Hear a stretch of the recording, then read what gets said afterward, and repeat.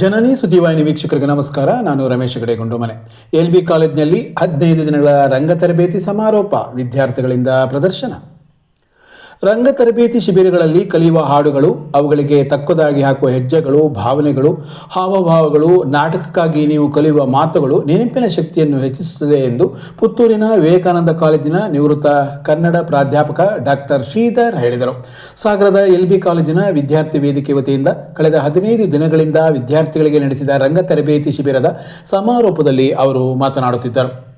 ಈ ರೀತಿಯ ಚಟುವಟಿಕೆಗಳಲ್ಲಿ ಭಾಗವಹಿಸಿದರೆ ಅಂಕಗಳು ಕಡಿಮೆಯಾಗುತ್ತದೆ ಎನ್ನುವುದು ತಪ್ಪು. ನಿಮ್ಮ ಜ್ಞಾಪಕ ಶಕ್ತಿಯು ಹೆಚ್ಚಾಗುವುದರಿಂದ ನಿಮ್ಮ ಶೈಕ್ಷಣಿಕ ಸಾಧನೆಯು ಇದರಿಂದ ಉತ್ತಮವಾಗುತ್ತದೆ ಎಂದು ಅವರು ಅಭಿಪ್ರಾಯ ವ್ಯಕ್ತಪಡಿಸಿದರು.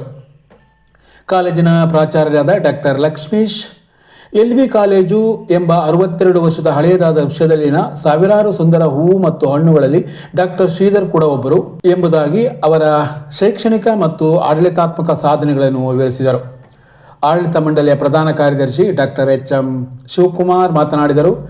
ಡಾಕ್ಟರ್ ಶ್ರೀಧರ್ ಮತ್ತು ರಂಗ ತರಬೇತಿ ನೀಡಿದ ಕೃಷ್ಣಮೂರ್ತಿ ತಲಕಾಡು ಮತ್ತು ವಿಶ್ವನಾಥ್ ಅವರನ್ನು ಈ ಸಂದರ್ಭದಲ್ಲಿ ಸನ್ಮಾನಿಸಿ ಗೌರವಿಸಲಾಯಿತು.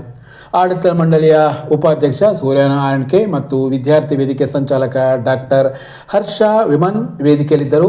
ವಿದ್ಯಾರ್ಥಿಗಳು ಕಂಸಾಲೆ ನೃತ್ಯ, ಪೂಜಾ ಕುಣಿತ ಮತ್ತು ರಂಗಗೀತೆಗಳನ್ನು ಹಾಡಿದರು. ಪ್ರೇಕ್ಷಕರ ಮೆಚ್ಚುಗೆಗೂ ಪಾತ್ರವಾಯಿತು.